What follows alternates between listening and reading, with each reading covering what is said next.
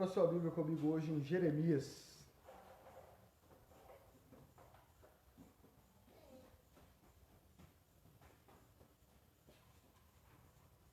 Que inclusive é o profeta que nós vamos iniciar. Jeremias capítulo 7.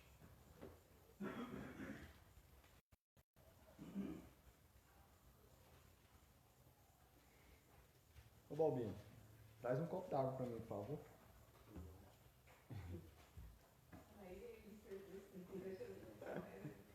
Jeremias capítulo 7, verso 1 a 29. Nós estamos na série Igreja Sem Paredes e vamos recapitular até aqui, né? Essa é a quinta pregação da série. Na primeira pregação nós falamos sobre o mundo de Deus e, resumindo brevemente, nós vimos que, apesar de ter acontecido, Deus criou o mundo perfeito. E apesar da queda ter acontecido em Gênesis 3, e nós vimos que todas as coisas foram corrompidas pelo pecado, e a terra, a própria criação, se tornou amaldiçoada por consequência do pecado do homem, o mundo ainda é o mundo de Deus. Deus não abandonou este mundo, e Deus não é um Deus, como acreditam os deístas, um Deus que criou todas as coisas, deixou as coisas acontecendo e foi embora. E não está nem aí e pouco se importa por o que acontece aqui. Não. Nosso Deus é um Deus que, além de ter criado, mesmo o homem tendo se rebelado e o pecado entrado no mundo e corrompido todas as coisas, Deus ainda se preocupa com esse mundo. Esse mundo ainda é o mundo de Deus. Deus ainda diz, tudo é meu. Como diz o verso da canção que nós cantamos, não há nada que já não pertença a Ele. Tudo no que existe é dele. Deus diz, é meu. Como diz um homem de Deus do passado, não há 1 centímetro quadrado do universo sobre o qual Cristo não seja o Senhor. Sobre o qual Cristo não diga, é meu. Tudo é dele. O mundo continua sendo o mundo de Deus. Depois nós vimos isso. Porque se Deus se preocupa com esse mundo, isso não apenas nos envolve, como nós também, como igreja, como aqueles que creem nele, também não podemos desprezar o mundo ao nosso redor. Nós não podemos criar o nosso próprio mundinho e esquecer que o mundo, como se diz, né? O mundo, né, que se exploda. Não. Nós, assim como Deus, se somos o povo de Deus, se cremos nesse Deus, nós também temos a nossa missão, a nossa responsabilidade para com este mundo, que ainda é o mundo de Deus. Na segunda pregação nós vimos sobre a graça comum de Deus. E nós vimos que o que é graça comum? É a graça de Deus, a bondade de Deus dada a toda a criatura, a todos os seres humanos, não somente aqueles que creem nele, que são cristãos. Graça salvífica é aquela graça que é dada àqueles que creem no Evangelho de Jesus. Essa é a graça que nos salva, essa é a graça que garante a nossa eternidade. Graça comum é a graça de Deus, é a mesma graça, né? Mas é a parte da graça de Deus, da bondade de Deus, da misericórdia de Deus, onde Ele concede coisas boas, até mesmo àqueles que não creem nele, que não andam nos seus caminhos. Por quê? Porque o mundo seria insuportável se Deus não derramasse a sua graça sobre toda a humanidade. Imagina um mundo onde só existe pecador corrompido, e nós vimos em Gênesis 6, né? Que Deus olhou do céu e viu que todos os pensamentos e as inclinações do coração do homem eram sempre somente para o mal. Então imagina se Deus deixasse o mundo, por nossa conta. A gente já tinha arrebentado tudo. Mas aí Deus, através da sua graça comum, Ele não só reprime o mal dos pecadores, como Ele concede coisas boas até mesmo a pessoas que não são cristãs, a pessoas que não caminham com Ele. E leva essas pessoas a produzir coisas boas no mundo, para que o mundo se torne menos insuportável. Amém? Depois nós vimos, nos 2 últimos domingos, no terceiro nós vimos o Senhor exige e pratica a justiça. Se Deus se preocupa com esse mundo e age através da sua graça comum, Deus está vendo todas as injustiças que acontecem nesse mundo. E Romanos 1, nós vimos na primeira pregação, Deus está inclusive irado contra todas as injustiças que os homens praticam. Mesmo Deus concedendo graça comum e coisas boas ao homem pecador, Deus não está cego para o que o homem pecador faz nesse mundo. E a Bíblia diz que ele está irado e ele revela, ele expressa essa ira contra todas as injustiças que acontecem no mundo. Por isso, Deus é um Deus de justiça. E o que significa ser um Deus de justiça? Deus, ele quer que principalmente o seu povo lute por justiça nesse mundo. Deus exige que o seu povo pratique a justiça. E o que é praticar justiça? É uma espada de dois gumes. É lutar contra as injustiças desse mundo e buscar e fazer com que a justiça seja feita nesse mundo. E nós temos visto, resumidamente, tudo o que significa esse fazer justiça. Que nós vamos resumir em 4 coisas. Deus resume em 4 coisas. Cuidar dos órfãos, das viúvas, dos pobres e dos estrangeiros. Ou dos necessitados de modo geral. E nós temos visto isso nos profetas. Vimos no profeta Miqueias. Domingo passado nós vimos isso em Isaías, onde Deus, o nosso foco foi Isaías capítulo 1 e Isaías 58, onde Deus mostra que na época do profeta Isaías, e também a época de Jeremias, e também a época de Miqueias, o povo estava no culto, né, no seu culto semanal, eles estavam perfeitos, ofereciam sacrifícios e muitos sacrifícios, mas como eu apliquei domingo passado, de segunda a sábado eles estavam cometendo injustiças. De segunda a sábado eles não praticavam a justiça. De segunda a sábado eles negavam ajuda aos pobres, aos necessitados, aos órfãos, às viúvas, mas no domingo de manhã estavam lá adorando a Deus, oferecendo sacrifício, fazendo jejum e tudo mais. E Deus disse, não é isso que eu quero. Não é isso que eu quero. Eu quero é que de segunda a sábado vocês também me adorem. Vocês pratiquem justiça, vocês façam o bem. Amém? E é o que Deus exige ainda hoje do seu povo. E hoje nós vamos ver isso, essa mesma coisa, no profeta Jeremias. E talvez você mais atento diga assim, Lucas, você está pregando a mesma coisa 3 domingos seguidos, irmão. De certa forma é. Mas por que eu estou fazendo isso? Porque Deus disse a mesma coisa através dos 3 profetas. Amém? Então se Deus é um Deus que usou vários profetas para dizer a mesma coisa, por que eu não posso pregar a mesma coisa? E na verdade o que eu estou fazendo, vocês estão vindo, estão percebendo ou ouvindo as gravações, eu estou basicamente lendo e explicando o texto. Então, se é o que Deus falou através dos seus profetas, é porque é relevante. Amém? E nós sabemos que água mole em pedra dura, tanto bate até que fura, né? A gente tem, quando o assunto é importante, nós temos que bater na tecla para que isso entre dentro de nós. E como eu venho dizendo, a nossa declaração de visão diz que nós queremos ser uma igreja que serve a cidade.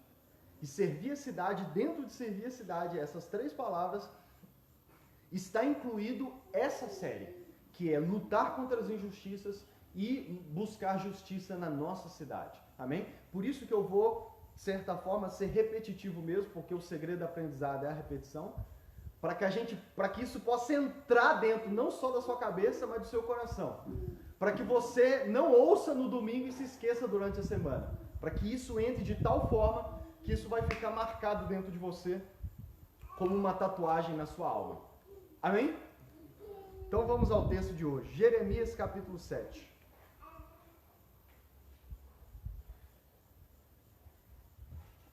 Verso 1 a 29. Diz assim: Esta é a palavra que veio a Jeremias da parte do Senhor. Fique junto à porta do templo do Senhor e proclame essa mensagem. Ouçam a palavra do Senhor, todos vocês de Judá que atravessam essas portas para adorar o Senhor.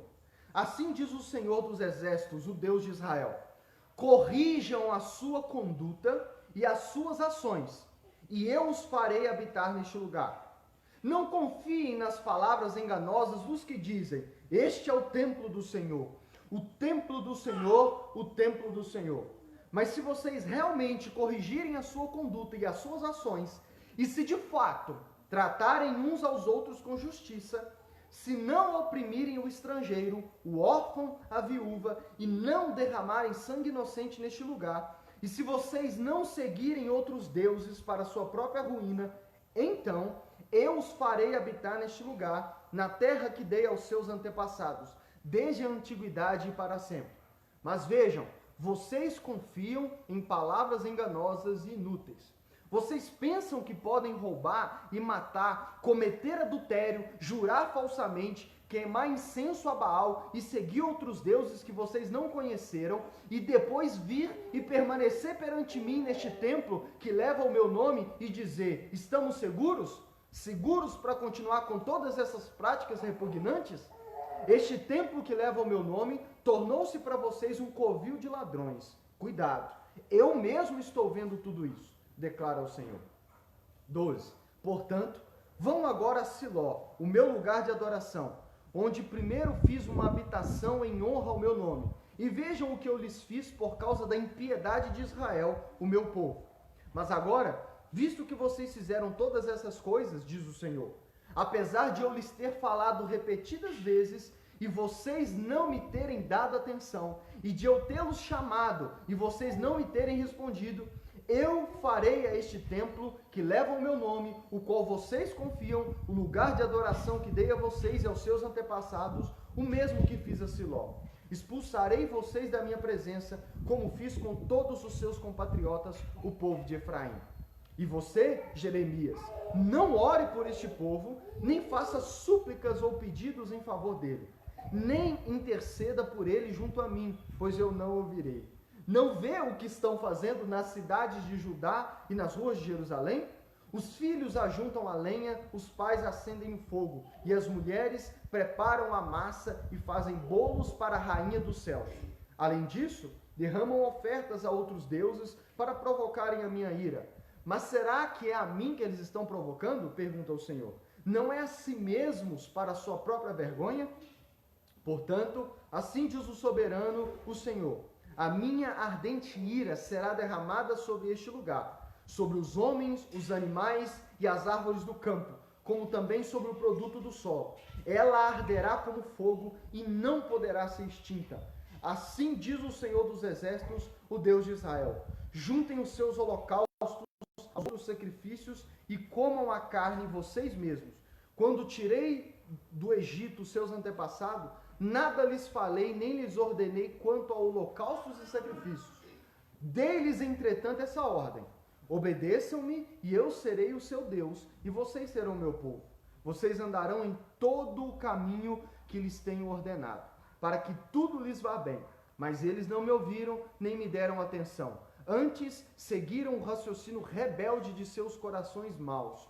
Andaram para trás e não para frente. Desde a época em que os seus antepassados saíram do Egito até hoje, eu lhes enviei os meus servos, os profetas, dia após dia, mas eles não me ouviram nem me deram atenção. Antes, tornaram-se obstinados e foram piores do que os seus antepassados. Quando você lhes disser tudo isso, eles não o escutarão. Quando você os chamar, não responderão. Portanto, diga a eles: esta é uma nação que não obedeceu ao Senhor, o seu Deus, nem aceitou a correção. A verdade foi destruída e desapareceu dos seus lábios. Cortem os seus cabelos consagrados e joguem-nos fora. Lamentem-se sobre os montes estéreis, pois o Senhor os rejeitou e abandonou essa geração que provocou a sua ira. Vamos orar mais uma vez. Senhor Deus, eis aqui a tua palavra, Senhor. Palavra dura, mas que precisamos ouvir. Deus, guarde o nosso coração de não sermos obstinados, corações obstinados em não dar atenção e ouvidos às tuas palavras. Que possamos ouvir a tua palavra, que o teu Espírito possa levá-la no mais íntimo do nosso ser, gerando em nossos corações a verdadeira mudança. Que possamos ter ouvidos para ouvir o que o Senhor tem para nos dizer nesta manhã e nessa série, em nome de Jesus. Bom, deixa eu ler novamente o verso 25 e 26. Desde a época em que os seus antepassados saíram do Egito, até o dia de hoje, eu lhes enviei os meus servos, os profetas, dia após dia. Mas eles não me ouviram, nem me deram atenção.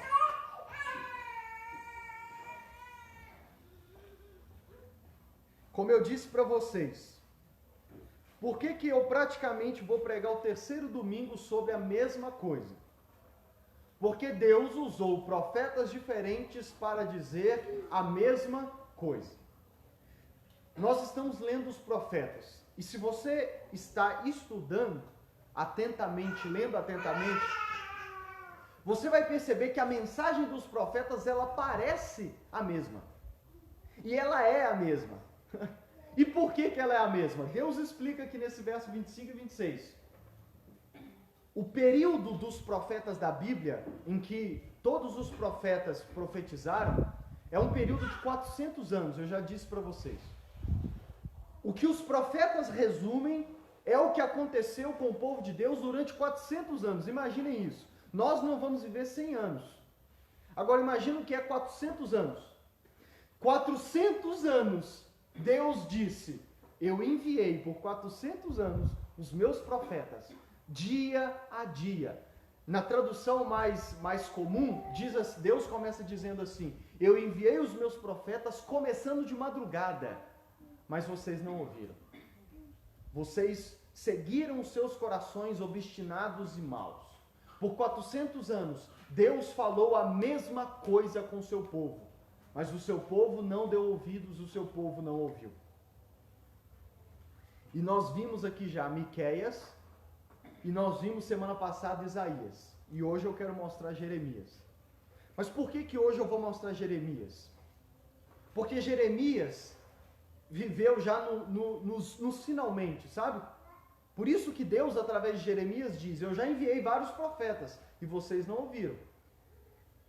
E qual que é a mensagem específica de Jeremias? Qual que é o diferencial da mensagem de Jeremias? É que a paciência de Deus já tinha esgotado. Deus já havia dito dia após dia e o povo não havia ouvido. Deus então envia Jeremias para dizer a mesma coisa, mas com um detalhe. Deus manda Jeremias dizer assim, a minha paciência agora esgotou. Eu já cansei de enviar os meus profetas dia e noite e vocês não ouvirem. Agora eu vou utilizar uma nova forma para corrigir vocês. Sabem o que eu vou fazer? Eu vou trazer os babilônios, eu vou trazer o povo inimigo para tomar conta da terra de vocês, para invadir a terra de vocês e para levar vocês cativo para uma outra terra. Essa terra que eu dei aos seus antepassados, essa terra onde vocês vivem confortavelmente até hoje, nessa mesma terra onde vocês têm sido rebeldes para comigo. Essa terra, esse lugar onde vocês não souberam aproveitar. Neste lugar em que eu trouxe vocês, eu libertei vocês da escravidão de 400 anos do Egito, trouxe vocês para essa terra para que vocês me adorassem, para que vocês andassem comigo, para que vocês fossem o meu povo particular. Lembrando que Deus disse em Êxodo 19.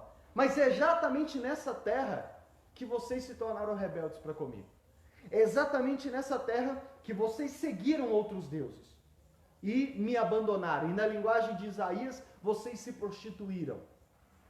Por esse motivo, eu vou trazer os inimigos para levar vocês embora dessa terra. E é por isso que nos versos ele disse assim, somente se vocês me derem ouvidos, eu vou permitir que vocês me adorem novamente neste lugar. Porque o contexto é Deus dizendo, eu vou levar vocês embora daqui. E só se vocês se arrependerem e corrigirem a sua conduta, olha o que ele diz no verso 5, mas se vocês realmente corrigirem a sua conduta e as suas ações, eu vou trazer vocês de volta. Então, a mensagem diferenciada de Jeremias é que Deus já tinha esgotado a sua paciência e Deus já havia decidido trazer o povo para levar eles cativos para a Babilônia. E Deus anuncia através de Jeremias, embora eu não vou focar hoje, que eles ficariam lá cativos 70 anos. Deus inclusive manda Jeremias dizer, eu já bati o martelo, eu já decidi, os inimigos vão vir, eu vou trazer os inimigos, não é obra do diabo, já parafraseando aqui, não pensem que é obra dos inimigos, não pensem que é obra do diabo, é eu quem vou fazer isso. Sou eu quem vou trazer os inimigos, sou eu quem vai dar vitória para eles, e eu vou manter vocês lá 70 anos, que é o chamado 70 anos no exílio babilônico. E o profeta que recebeu essa dura missão de dizer para o povo isso foi Jeremias. Os outros haviam dado a mensagem para exortação, para correção. Jeremias repete as mesmas coisas, mas basicamente lembrando a eles para dizer, é por causa disso, é porque eu falei, vocês não ouviram, que agora a sentença Deus já determinou. Os inimigos vão vir e vão dominar vocês. Porém, cadê o verso? Porém, nós vimos do verso 1 a 11, o povo ainda assim era obstinado. E o povo depositou a sua confiança, o que Deus disse que era uma falsa confiança, em duas coisas. Verso 1, Deus manda Jeremias, verso 2, fique junto à porta do templo do Senhor e proclame essa mensagem. Esse templo do Senhor aqui é o templo de Salomão. Sabe o templo que Salomão construiu? É lá, nessa época, é no templo que o povo adorava. Semana passada eu disse que era o tabernáculo, ou foi no dia de Miqueias, mas aqui já era o templo de Salomão, porque eles já estavam, Salomão já havia construído o templo aqui. Então Deus manda Jeremias, vai lá para a porta do templo e profetiza lá. Por que na porta do templo? Olha o que Deus diz. Ouça a palavra do Senhor, todos vocês de Judá que atravessam essas portas para adorar o Senhor. Então preste atenção, o povo estava indo no templo para adorar a Deus. Eles continuavam indo nos cultos para adorar a Deus. E Deus manda, imagina, Deus manda o profeta ir para a porta da igreja para profetizar contra o povo. E olha o que Deus diz. Assim diz o Senhor dos Exércitos, o Deus de Israel. Corrijam a sua conduta e as suas ações, e eu os farei habitar neste lugar. Não confiem nas palavras enganosas dos que dizem, este é o templo do Senhor, o templo do Senhor, o templo do Senhor. O que isso significa? Na época de Jeremias, em todo esse período, da mesma forma que havia os verdadeiros profetas de Deus, havia também os falsos profetas. Eu disse isso semana passada, introduzindo sobre os falsos profetas. E qual que era a principal característica dos falsos profetas? É que o que eles profetizavam, o que eles pregavam para o povo, eram coisas boas. Olha que contraditório. A gente acha que quando a gente ouve alguém profetizar algo bom para nós, assim diz o Senhor, Deus vai te prosperar esse ano, Deus vai multiplicar seus bens. A gente fala, nossa, é de Deus. Por que é de Deus? Porque foi uma palavra confortável? Foi uma palavra que te deixou feliz? No período dos profetas aqui, nesses 400 anos, falar o que o povo queria ouvir era característica do falso profeta. E ainda continua sendo hoje. Porque os verdadeiros profetas de Deus, nós lemos Miqueias, nós lemos Isaías e vamos ler Jeremias. A mensagem deles, a sua grande maioria, era contra o povo. Contra o povo. Deus manda Jeremias ir para a porta da igreja, ir para a porta do templo, onde o pessoal estava entrando para adorar. Deus está dizendo, ouçam vocês que entram para adorar a Deus. E Deus manda Jeremias dizer, corrijam as suas condutas. Corrijam os seus atos e as suas condutas e as suas ações. E olha o que Deus diz através de Jeremias. Não confiem naqueles que dizem, este é o templo do Senhor, o templo do Senhor, o templo do Senhor. O que isso quer dizer?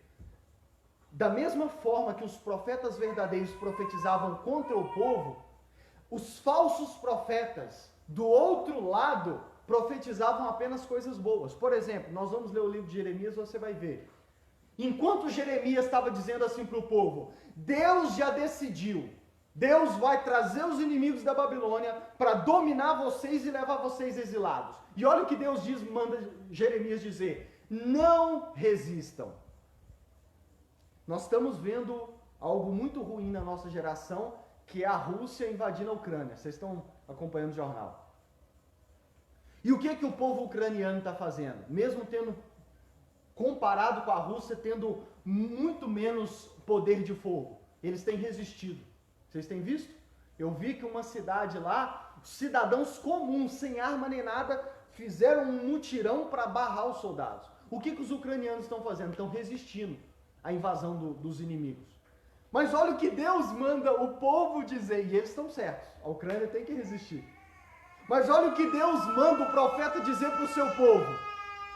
Deus manda o profeta dizer assim, ó, quando os inimigos chegarem, quando os inimigos começarem a invasão, Deus diz para o povo, não resistam. Abram as portas, se apresentem a eles e se entreguem a eles. Deixem que eles levem vocês para a Babilônia. Essa é a minha palavra, diz o Senhor.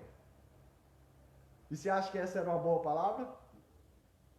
Aí, enquanto Jeremias e os outros profetas profetizavam isso, do outro lado, falsos profetas, que nós já vimos em Miqueias e Isaías, que eles profetizavam querendo, por prata, por coisa boa, para encher a sua barriga, eles profetizavam para o povo, não, Deus não vai permitir isso.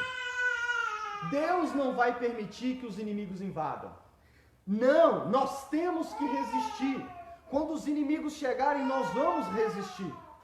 E aí, outra coisa que eles falavam, eles diziam assim, não, lembrem-se que esse é o grande templo do Senhor. E eles lembravam, a gente já leu, não sei se vocês vão lembrar, 2 Crônicas. Nós já lemos a história de quando Salomão construiu o templo. E no culto de inauguração, Salomão fez uma grande oração a Deus. E Deus disse para Salomão, Deus respondeu para Salomão, quando alguém orar neste lugar, eu vou ouvir. Quando vocês estiverem, ainda que vocês estejam longe daqui, quando vocês orarem em direção a este lugar, que era o templo, eu vou ouvir. Então, imagina os falsos profetas nesse período, lembrando o povo o que Deus disse lá no período de Salomão. E aí os falsos profetas diziam, olha, lembra o que Deus disse lá atrás? Não, este é o templo do Senhor. Deus não vai permitir isso. E é assim que eles enganavam. Então o povo, ouvindo os falsos profetas, eles descansavam nisso. Não. Tem esses profetas falando contra a gente, mas aqui, ó, tem muito mais profeta falando que não vai ser isso tudo, não. Ou então, olha, não, eu prefiro ouvir esses profetas porque eles estão lembrando o que Deus falou na época de Salomão. Lembra o que Deus falou na época de Salomão? Eu prefiro crer nessa parte. Não, essa parte que é contra, de destruição, de desgraça, de exílio, não. Isso não é de Deus, não. Não, Deus não profetiza coisa ruim, não. Principalmente para nós que somos seu povo.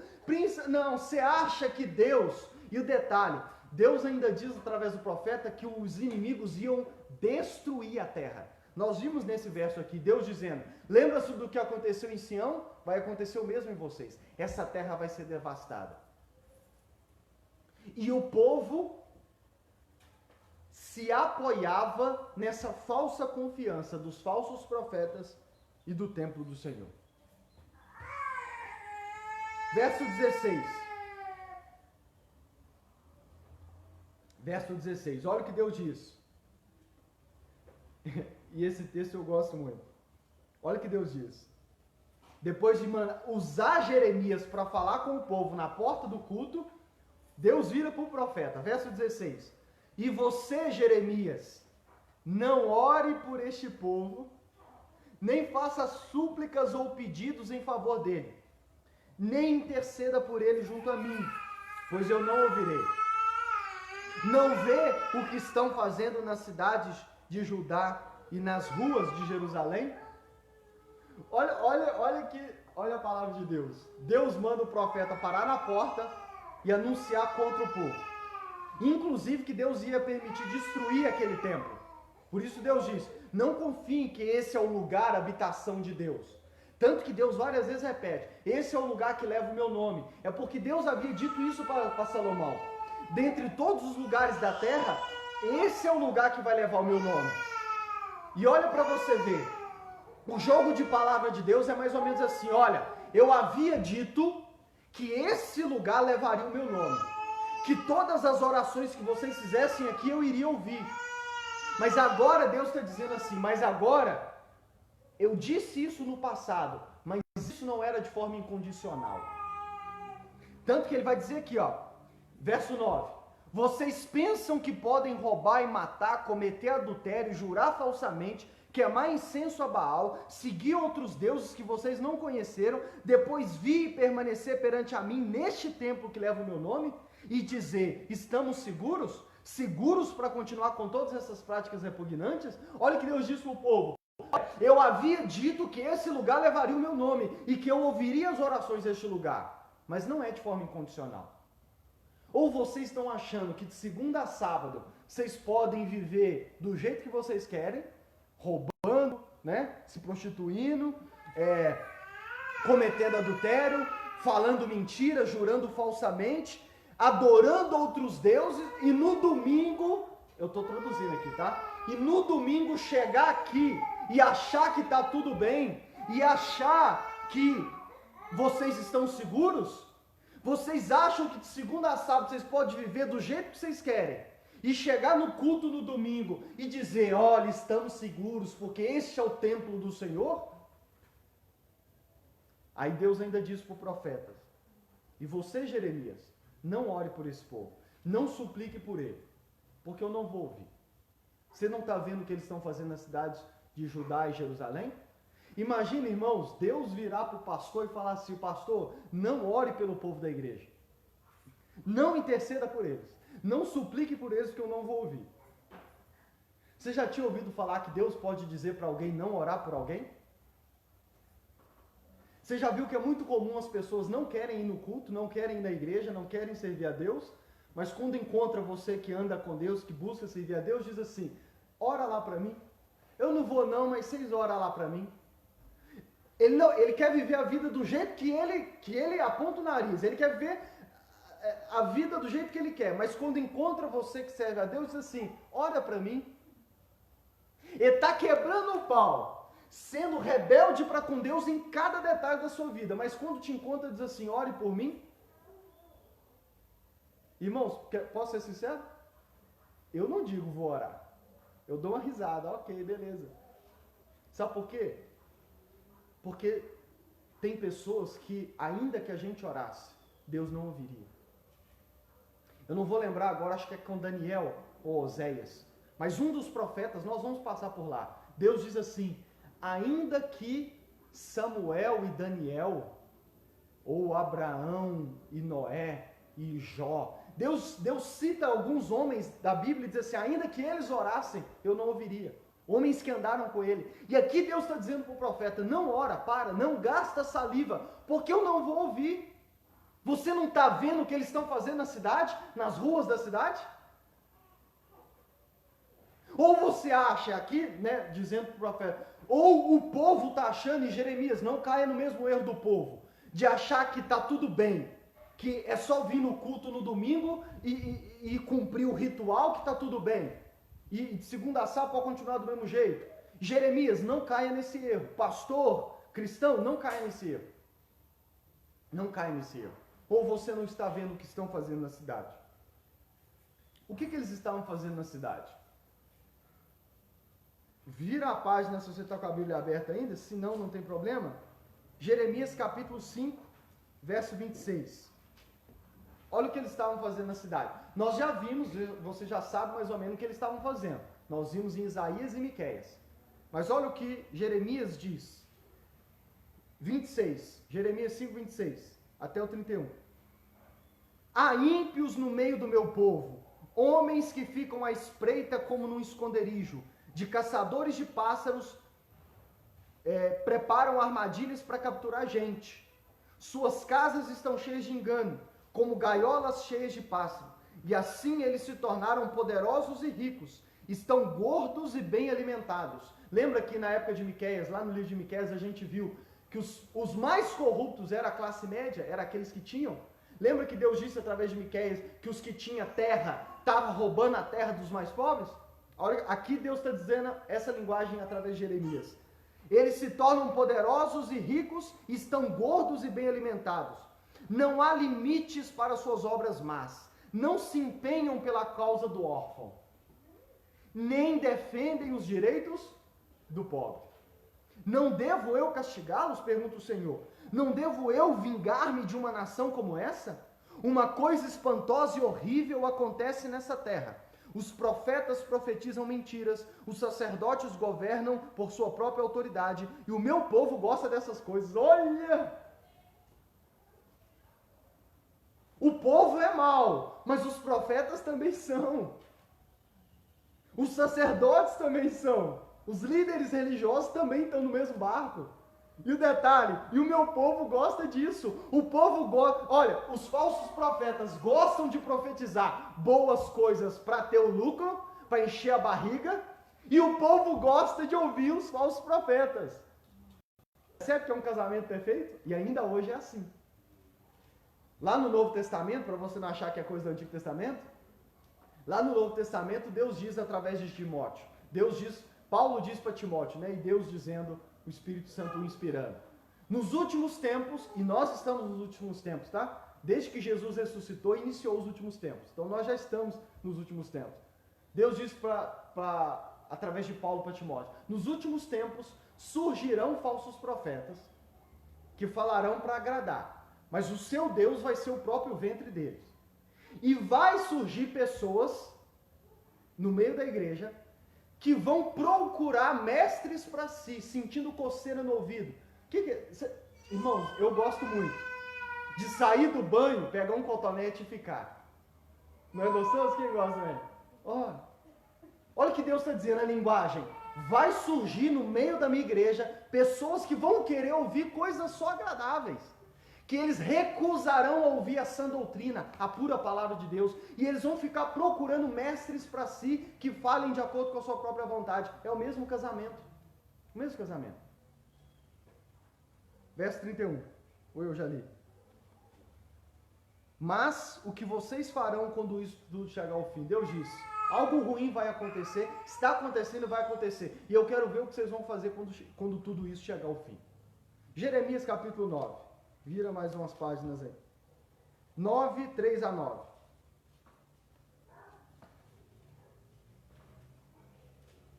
A língua deles é como um arco pronto para atirar.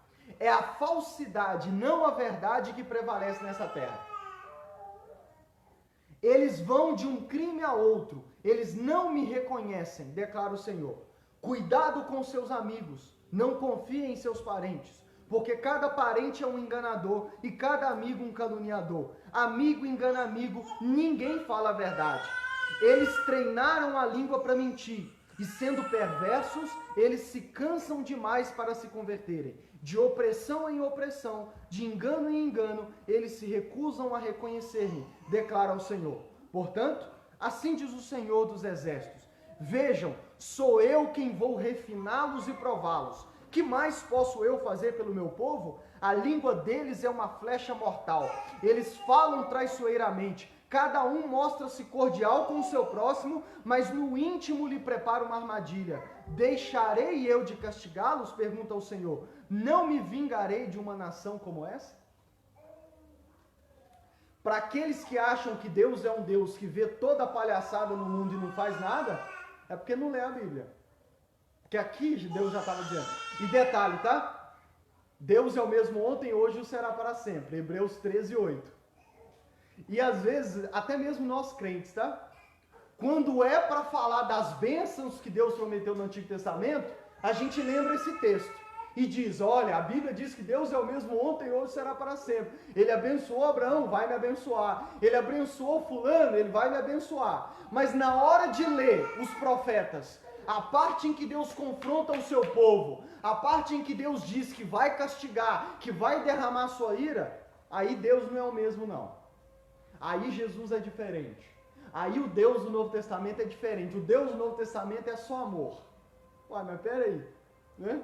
Você crê que ele é o mesmo uma hora, num culto, e no outro ele não é o mesmo? Como diz o pastor Rodrigo Mocelin, Deus não converteu no Novo Testamento não, gente. Deus é o mesmo. Continuando. É isso que o povo estava fazendo. E nós já temos visto os detalhes. Vamos agora lá para o capítulo 21. Então Deus anuncia o castigo. Deus anuncia a desgraça. Por mais que talvez você ache essa frase estranha. Mas Deus anuncia a desgraça sobre o seu povo. Deus anuncia o juízo. Deus anuncia castigo. Deus anuncia que Ele vai trazer os inimigos. E lembrando, Deus diz, não resistam. Aceita que dói menos, né? Literalmente, aceitem que vai doer menos, porque eu não vou voltar atrás, vocês vão ser exilados. Por quê? Por tudo que tem feito. E se vocês acham que não, porque esse é o templo do Senhor, eu vou dissipar tudo. Por quê? Porque esse é o meu templo, é o lugar que leva o meu nome, mas não é de forma incondicional. Não é vocês fazendo o que querem, vivendo do jeito que querem e continuar no culto como se nada tivesse acontecendo. Capítulo 21, verso 11 a 14. Digam à casa real de Judá, ouçam a palavra do Senhor. Ó dinastia de Davi, assim diz o Senhor, administrem justiça cada manhã, livrem o explorado das mãos do opressor, senão a minha ira se acenderá e queimará como fogo inextinguível, por causa do mal que vocês têm feito. Eu estou contra você, Jerusalém. Você que está entronizada acima deste vale, na rocha do planalto, declara o Senhor. Vocês que dizem, quem nos atacará? Quem poderá invadir nossas moradas? Eu os castigarei de acordo com as suas obras, diz o Senhor. Porei fogo em sua floresta, que consumirá tudo ao redor. Olha o que Deus diz. Anunciem a dinastia de Davi, ao meu povo, à casa de Judá. Administrem justiça cada manhã. Livrem o explorado das mãos do opressor. Olhem a causa das viúvas, a causa dos órfãos, a causa dos mais pobres, daqueles que são oprimidos pelos donos de terra. E aqui, eu ainda vou entrar nesses detalhes de cada um, tá? Estou agora só resumindo. Mas Deus, percebe como que ao mesmo tempo em que Deus diz, tem injustiça, não tem justiça, e Deus diz, pratica justiça, Deus deixa claro que para ele, o que ele está querendo dizer? Deus está dizendo, o que está abominável para mim não é o culto.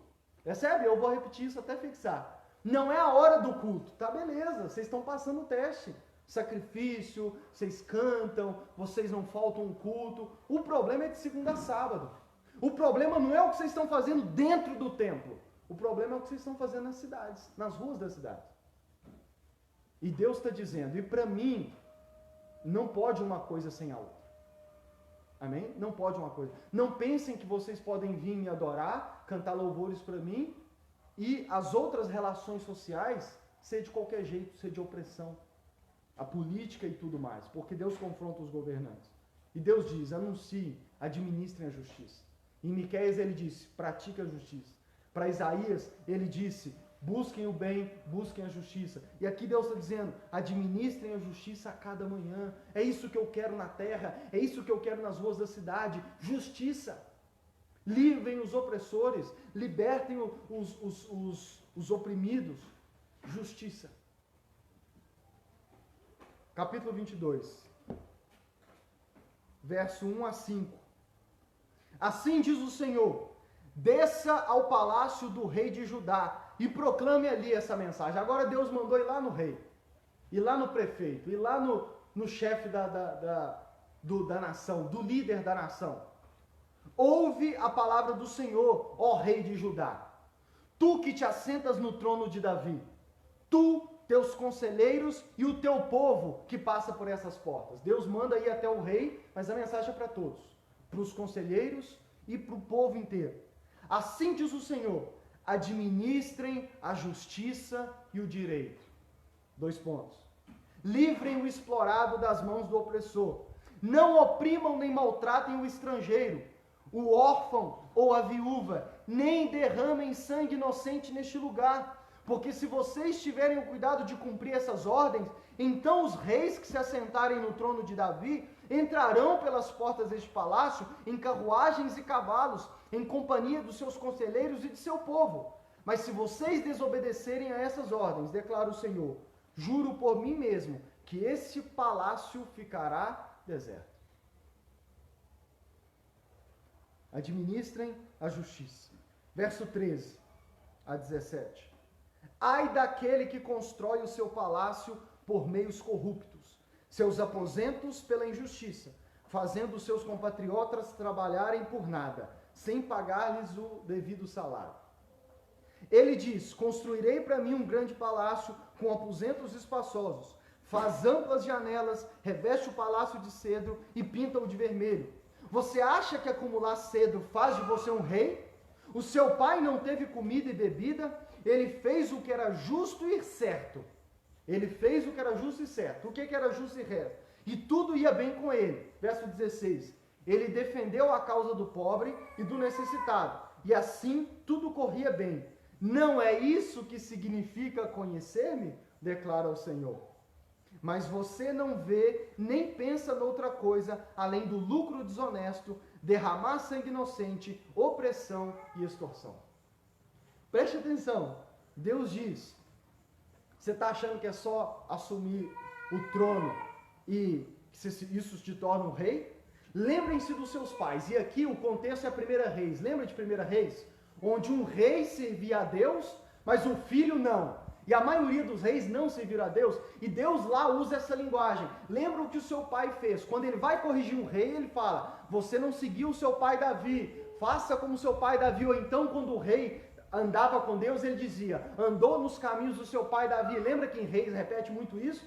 É a mesma linguagem aqui. Deus está dizendo para o rei atual: olha, o seu pai fazia o que era justo e certo, o que era direito, e tudo ia bem para ele. E aí o verso 16 ele diz: ele defendeu a causa do pobre, do necessitado, e assim tudo corria bem. E olha essa frase: não é isso que significa me conhecer? O que é conhecer a Deus aqui? É ser um rei que defende a causa do pobre e do necessitado, e os versos anteriores, da viúva, do órfão, ou seja, é buscar justiça, fazer o que é certo, o que é direito. E o que é fazer certo e direito? É estar no culto todo domingo de manhã? É estar no templo adorando, oferecendo sacrifício? Não. Através dos profetas Deus diz, é levar justiça para a cidade. Não vamos dizer assim, não é somente o que você faz no culto, no templo. É o que você faz pelas ruas da cidade. É isso que é me conhecer. Você quer ver alguém que me conhece? É só olhar para como ele se comporta nas ruas da cidade. Não é maravilhoso isso?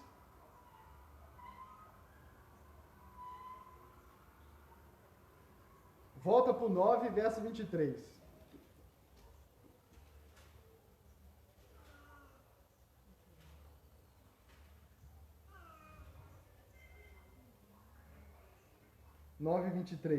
Olha o que Deus diz. Assim diz o Senhor: não se glorie o sábio em sua sabedoria, nem o forte em sua força, nem o rico em sua riqueza. Mas quem se gloriar, glorie-se nisto, em compreender-me e conhecer-me. Pois eu sou o Senhor, e ajo com lealdade, com justiça e com retidão sobre a terra. Pois é dessas coisas que me agrado, declara o Senhor. Não se glorie na riqueza. Não se orgulhe, não se glorie na sua sabedoria, nem na sua riqueza, em ser rico ou ser forte.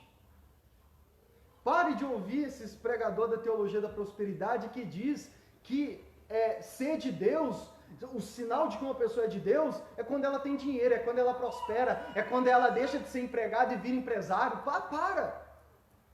Não se glorie nisso. Glorie-se em me conhecer e me compreender. E aí Deus diz, porque eu sou, me conheça e me compreenda. Quem eu sou? Eu sou o Senhor, ajo com lealdade, justiça e retidão sobre a terra. Pois é dessas coisas que eu me agrado. E aí, juntando com o que ele disse lá, e não é isso que significa me conhecer? Então Deus está dizendo, o que é me conhecer? É compreender que eu ajo com lealdade, justiça e retidão sobre a terra. E se você diz me conhecer, eu que sou o Senhor, que ajo com justiça, retidão e lealdade sobre a terra, se você de fato me conhece, o que você vai fazer pelas ruas da cidade? Agir com justiça, retidão e lealdade. Pois é dessas coisas que eu me agrado. Irmãos, é impossível dizer que conhece a Deus e a gente não vê na sua vida os frutos daquilo que agrada a Deus. E esse é o engano que as pessoas passam. Eu creio em Deus, eu amo Deus, Deus está em primeiro lugar na minha vida, Deus em primeiro lugar acima de tudo, mas a gente não vê na vida dele, e não é na vida dele na hora do culto não, estão entendendo? É por isso que o nome da série é Igreja Sem Paredes, que é para fora. Tira o foco daqui. Deus disse, a pessoa diz que me conhece, você diz que me conhece? Tá, então deixa eu ver isso através da sua vida, dos seus relacionamentos. Não dentro da igreja, mas lá fora, nas ruas da cidade. Lá na sua casa, lá no seu trabalho. Porque a gente pode descobrir se uma pessoa realmente conhece a Deus ou não olhando ela na hora do culto, mas olhando ela pelas ruas da cidade, dentro da casa dela.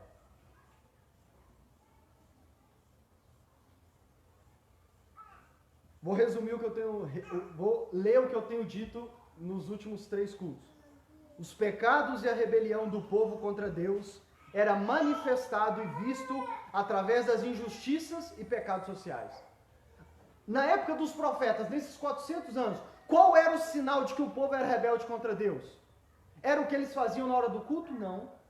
Não, porque Deus, através de todos os profetas, disse: se a gente fosse julgar ou avaliar pelo que vocês fazem no culto, vocês passariam. Mas eu não estou avaliando na hora do culto. Eu estou avaliando as ruas, o que vocês estão fazendo pela cidade afora. E através dos pecados sociais, das injustiças sociais que é cometida lá na cidade, na família, no trabalho e nas relações sociais, é que eu estou percebendo e é que eu noto e é que é destacado a rebelião que vocês têm contra mim. Embora eles tentassem esconder com uma religiosidade rigorosa e extravagante. Por isso que eu disse para vocês, não confie nas aparências de crente. Não é porque ele vai para a igreja de terno, ou usa terno até durante a semana. Não é porque ele frequenta a igreja todo dia ou todo domingo. Não é porque ele carrega uma Bíblia. Não é porque ele sabe todas as canções de cor. Não é porque ele fala paz do Senhor, ou varão, varoa, ou toda a linguagem de crente que significa que ele é de fato de Deus. Amém? Porque as aparências enganam. Quando Deus ordena que seu povo administrem a justiça, Ele está exigindo que eles corrijam o que há de errado nas relações humanas. Lembra que em Jeremias 7, Deus diz: se vocês de fato corrigir suas relações e tratar uns aos outros com justiça. A correção que Deus queria do seu povo era nas relações sociais. Era o que nós podemos resumir, é justiça social que Deus quer. Quando lemos sobre ser justo ou reto na Bíblia, e é o que eu vou abordar semana que vem, normalmente pensamos em algo individual para com Deus. Quando a gente fala, fulano, por exemplo, acho que semana que vem eu vou pregar sobre Jó. Jó era um homem reto, justo.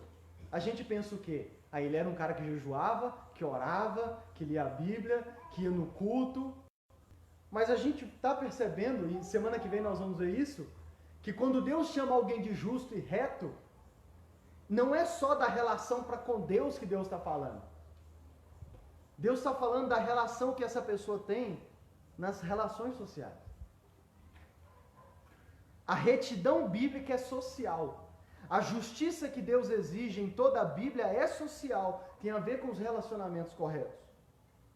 Justiça social é sobre um viver diário no qual a pessoa trata com justiça e igualdade todos os relacionamentos, na família e na sociedade. Agora, para finalizar, como eu disse semana passada, nós não podemos esperar uma vida assim de quem ainda não nasceu de novo. Jeremias 23, 5 e 6. E eu vou finalizar.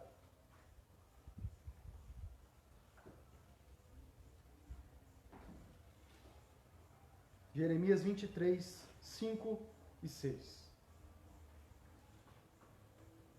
Deixa eu dizer algo que eu não disse ainda. Ao ler os profetas, a gente vê também que Deus não usou os profetas, os verdadeiros profetas, apenas para dizer coisas ruins. Deus também usou os verdadeiros profetas para fazer promessas para o seu povo. Por exemplo, Em Jeremias, Deus diz assim: eu vou trazer os inimigos e vocês vão ser levados exilados. Não tem conversa, eu já decidi. E vai acontecer. Vocês agora têm apenas uma escolha. Ou vocês vão aceitar para doer menos, ou vocês vão continuar sendo rebeldes e a dor vai ser maior. Mas aí Deus usa também Jeremias para fazer uma promessa. Deus dizendo, mas eu também já determinei o prazo. Vai ser só 70 anos. Você tem uma opção. Ou você olha, ouve isso e diz, nossa, 70 anos. Ou você diz, é só 70 anos. Porque lembra que no passado vocês já foram escravos 400 anos? Agora sou eu quem estou fazendo isso e vai ser só 70 anos. Vocês podem olhar o copo meio vazio ou vocês podem olhar o copo meio cheio. A escolha é de vocês. Mas Deus diz assim, após 70 anos, do mesmo que eu trouxe os inimigos e tirei vocês da terra, eu vou agir para trazer vocês de volta para cá. E é a história que nós vemos em Neemias e Esdras, que é o retorno. Então Deus diz, eu vou trazer vocês de volta para cá. Fiquem tranquilos, confiem em mim. E a principal promessa que Deus faz, que não se cumpriu no período deles, e nem mesmo depois dos 70 anos. Jeremias 23, 5 e 6, olha o que Deus diz. Dias virão, declara o Senhor, em que levantarei para Davi um renovo justo, um rei que reinará com sabedoria, e fará o que é justo e certo na terra. Em seus dias, Judá será salvo, Israel viverá em segurança, e este é o nome pelo qual será chamado. O Senhor é a nossa justiça. Olha o que Deus prometeu. Dias virão, em que eu vou dar a Israel um rei, descendente de Davi, um renovo justo. Nos dias dele, Israel será salva, Judá será salva, e ele vai fazer justiça na terra. Tanto que o nome pelo qual vocês vão me conhecer é, o Senhor é a nossa justiça. E eu pergunto para você, de quem Deus está falando aqui? De Jesus Cristo. Jesus é o renovo justo. Por isso que eu disse para vocês, essa promessa não se cumpriu depois dos 70 anos. Essa promessa não se cumpriu no período de Neemias e de Esdras. Essa promessa veio a se cumprir há quase 2000 anos atrás. Quando Deus enviou o seu Filho para encarnar no ventre de Maria.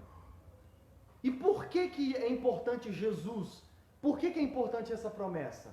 Porque é o que eu venho tendo dito, irmãos. Quando a gente vê a história, a gente descobre que nem mesmo o exílio de 70 anos mudou o coração daquele povo. Não mudou. Nem mesmo Deus levando eles para os exílios, Deus mudou o coração deles. Tem gente que nem quando sofre ou é castigado, o coração muda. Apocalipse diz que vai ter pessoas que mesmo Deus derramando a sua ira lá no fim dos tempos, não vai se arrepender. Tem pessoas que não se arrependem. Você já viu aquelas pessoas que já sofreu tanto, que sofre, e ainda assim não muda a sua conduta? Esse é o estado natural do ser humano. É por isso que eu acho que eu não vou falar dele, mas lá em Ezequiel, Deus faz uma mesma promessa com palavras diferentes. Deus diz assim, vai chegar um tempo em que eu vou tirar esse coração de pedra de vocês. E eu vou dar um novo coração. Eu vou pôr meu espírito dentro de vocês. E aí sim, eu vou dar um coração que vai querer me obedecer. Que vai ser voluntarioso em me obedecer. E essa promessa se cumpriu quando Deus enviou o renovo justo. Quando Deus enviou Jesus nessa terra. É por isso, irmãos, que nós não podemos esperar que os ímpios, que os não cristãos, ou que aqueles que ainda não nasceram de novo, cumpra e obedeça a Deus. Olha para mim, já fazendo uma aplicação. Nós não podemos esperar que aqueles que não nasceram de novo lute contra as injustiças e busque justiça nessa terra, na nossa cidade. Embora Lembrando da graça comum, agora vocês vão entender porque que eu preguei sobre a graça comum no começo. Embora nós vamos sim achar pessoas que não são cristãs e que lutam contra as injustiças e buscam justiças. Quando nós encontrarmos, lembre-se, isso não é porque é uma pessoa boa, é porque a graça comum está fazendo isso através da pessoa. Mas olha para mim, irmãos, se nós cremos no Evangelho, no justo renovo, nós já estamos vendo, nós já temos certeza que a promessa cumpriu. Cristo já veio nessa terra, Ele já pagou o preço pelos nossos pecados, e não só os nossos pecados contra Deus, mas os nossos pecados cometidos uns contra os outros. Cristo também nos perdoa das nossas injustiças sociais, dos pecados que nós cometemos. Deus nos perdoa em Cristo Jesus de nós não cuidarmos dos órfãos, das viúvas, dos necessitados e dos pobres. Nós temos perdão para esses pecados. Essa é a boa notícia. E a boa notícia é que nós já falamos delas aqui o ano passado inteiro. Cristo veio para nos dar um novo coração. E a pergunta que tem que ficar é, se de fato eu nasci de novo, se de fato eu compreendo esse Evangelho, eu creio nesse Evangelho, se de fato eu sou uma nova criatura em Cristo Jesus, você acha que é demais Deus esperar que nós obedeçamos a tudo isso que Ele tem dito aqui nos profetas? Deixa eu te dizer, mais do que qualquer pessoa, nós podemos obedecer o que Deus diz aqui. Olha para mim, nós somos o povo que pode ser o número 1 ou estar na frente da fila daqueles que lutam por justiça. E Deus quer que sejamos assim, irmãos. Nós devíamos estar na linha de frente daqueles que lutam contra as injustiças. Por quê? Porque nós somos o povo que conhece o justo renovo, que conhece Jesus Cristo, que crê no Evangelho, que nasceu de novo, que tem agora um novo coração, que recebeu do Pai um novo coração. Lembra dessa música? Recebi um novo coração. Nós somos o povo, irmãos. Mas, fazendo a aplicação, e o que isso significa? Se nós vimos que uma relação verdadeira com Deus gera justiça social, nós somos o povo que foi justificado, que tem uma relação direta com o Pai. Então, não é demais Deus esperar que isso gere frutos na nossa vida. Amém? Portanto, devemos examinar a nós mesmos e ver se não tem faltado fruto do novo nascimento nas nossas vidas. Não fruto de oração, jejum, leitura da Bíblia. Não é disso. O foco dessa série é mostrar frutos nas ruas da cidade. Amém? Nas ruas da cidade. E só mais algumas aplicações. O que isso tem a ver conosco? Podemos estar confiantes de que estamos agradando a Deus por causa de falsa segurança. Será que não estamos no piloto automático da religião? Vindo só nos domingos, cantando, adorando, lendo a Bíblia durante a semana? Mas, no que diz respeito à justiça social, a tudo isso que Deus requer, que Deus espera de nós, nós não temos falhado como igreja, como cristão? A igreja tem se esquecido da justiça social, tanto nas relações dentro da igreja, quanto nas relações da cidade. Há quem diga que justiça social é coisa de esquerda, é coisa de política de esquerda. Não, irmãos. Justiça social é a vontade de Deus. Eu comecei serviço social, disse para vocês, né? Para entrar nessa área de cabeça. Eu já estou pensando no meu TCC, que é o trabalho final. Como que eu vou trabalhar essa questão de que o que vai me motivar no serviço social não é o marxismo nem o conservadorismo, é o Deus da Bíblia. Amém? 3. Deus sempre olha para a cidade, irmãos. A gente viu quando Deus sempre fala cidade de Judá, cidade de Jerusalém. Por isso que o tema hoje, eu não falei no início, mas é a frase que Deus diz para Jeremias: você não vê o que estão fazendo nas cidades? E é o que eu creio que Deus diz para cada um de nós e para a nossa igreja. Vocês não estão vendo o que estão fazendo na cidade? Tantas injustiças quanto a falta de injustiça. E como eu disse aqui, servir a cidade significa que nós queremos ser uma igreja que vai agir nesse sentido, nas lutas contra as injustiças e na busca por justiça na nossa cidade. Amém? E por fim, o que eu disse aqui já, Deus é o mesmo ontem, hoje e será para sempre. Deus não muda. E o Deus que exigia isso do seu povo no Antigo Testamento é o mesmo que exige da igreja hoje. E principalmente da igreja, porque como eu disse, a igreja, é o povo que vive depois de Cristo ter enviado o justo renovo. Nós somos o povo que recebeu, se de fato somos cristãos, nós recebemos o milagre do novo nascimento. Portanto, temos um novo coração. Um coração regenerado, um coração que é ensinado por Jesus. E como fruto desse novo coração, nós devemos declarar na cidade: justiça, justiça e justiça. Amém? Fique de pé.